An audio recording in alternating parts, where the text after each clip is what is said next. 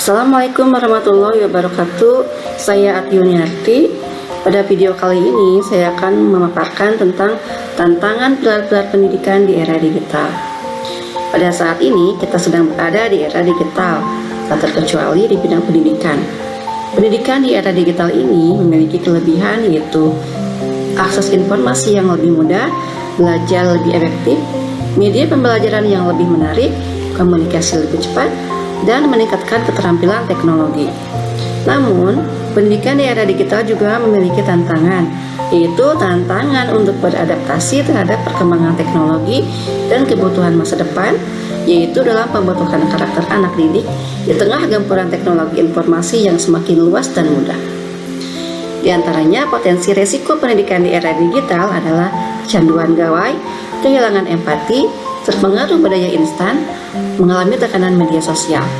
Media sosial juga sering memicu ujaran kebencian, intoleransi, cyberbullying, dan polarisasi.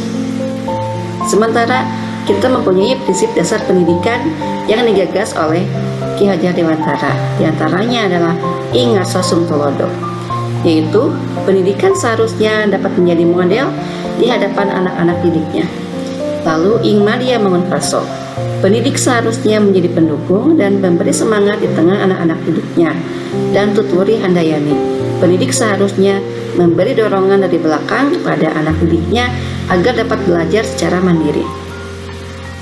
Tantangan penerapan prinsip pendidikan tersebut di era digital adalah menjaga agar teknologi tetap menjadi alat pendidikan, bukan menggantikan peran manusia dalam mendidik karakter, yaitu dengan menyeimbangkan pemanfaatan teknologi dengan pembentukan karakter, keteladanan, dan hubungan manusiawi antara pendidik dan peserta didik.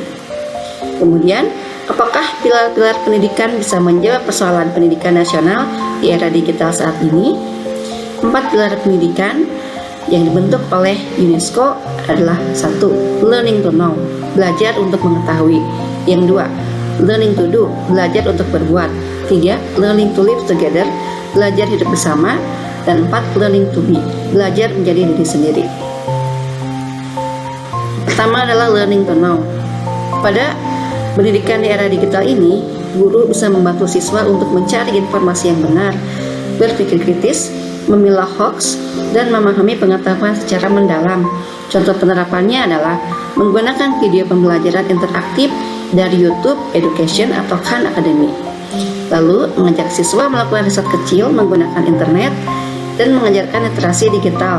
Di antaranya adalah cara mengecek sumber, membedakan antara fakta dan opini. Learning to do, belajar untuk melakukan. Peran guru di era digital yaitu guru memberikan pengalaman praktik dan proyek nyata. Contoh penerapannya: 1. Membuat podcast pembelajaran. 2. Mendesain pasar digital. Dan ketiga, membuat video edukasi. Lalu, learning to live together, belajar untuk hidup bersama. Peran guru di sini bisa membantu atau membangun toleransi, kolaborasi, empati, kemampuan bekerja dalam keberagaman. Contoh penerapannya adalah proyek kelompok daring dan diskusi lintas budaya. Dan keempat, learning to be, belajar untuk menjadi diri sendiri. Peran guru di sini bisa membantu karakter, etika digital, tanggung jawab, kepercayaan diri, dan kesadaran diri. Contoh penerapannya adalah melakukan diskusi etika bermedia sosial, refleksi diri setelah pembelajaran, pembiasaan menggunakan teknologi secara sehat, dan memberi ruang siswa untuk berpendapat dan berkarya. Semoga kita bisa menjalankan pendidikan dengan menerapkan prinsip dan pilar-pilar pendidikan agar masa depan generasi penerus bisa menjadi lebih baik. Demikian yang saya sampaikan. Terima kasih. Wassalamualaikum warahmatullahi wabarakatuh.